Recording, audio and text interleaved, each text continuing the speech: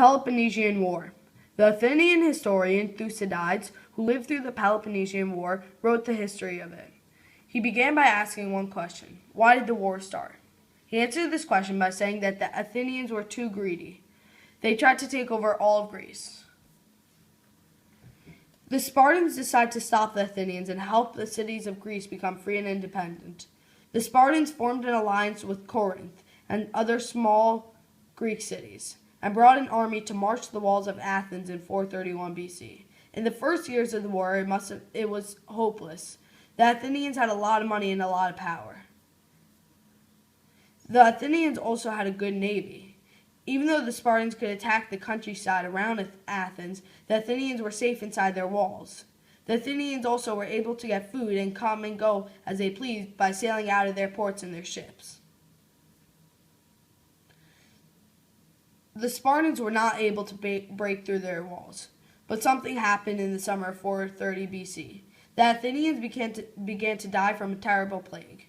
Because of all the Athenian farmers had to leave the countryside because the Spartans were attacking it, they had to move inside the walls of Athens. It became very crowded, and a lot of poor people were living in wooden shacks, and a lot of people were in one room. This is what made the plague easy for it to spread. We don't know exactly what the plague was, but we think Thucydides, how he described it, it makes it seem like it is modern-day measles, but a lot worse. Hundreds of people died from it, one of them being the Athenian general Pericles, who was leading the war at the time. Gradually, the Spartans began to win some battles.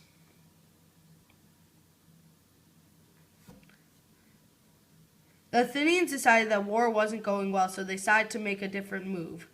A young Athenian general named Alcibiades convinced the Athenian assembly to send nearly the whole Athenian army and navy to the island of Sicily. Sicily was where the Spartans were getting their food from. So if the Athenians were able to capture Sicily, they could cut off the Spartans' food supply and make them stop fighting. The Athenians agreed to send the young Alcibiades and a very old general named Nicias to lead the army into Sicily.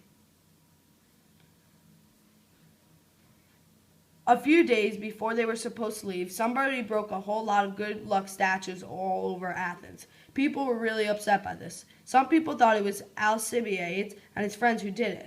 There was a lot of discussion, but finally they let Alcibiades lead the army anyways. Once Alcibiades and Nicias had sailed off to Sicily, the Athenians began to think again, and this time they decided to get Alcibiades back for trial. They sent a ship to get him, but Alcibiades was already really far. Then Alcibiades decided to make a move and join Sparta. Without Alcibiades, the Athens couldn't fight very well, and Alcibiades gave the Spartans good advice about how to fight the Athenians. In the end, the Spartans defeated the Athenian army in Sicily, and almost all the Athenian men were killed. The Athenian men were taken into prisoner, who were forced to work as slaves in stone quarries, where most of them died. That's the end of the Peloponnesian War.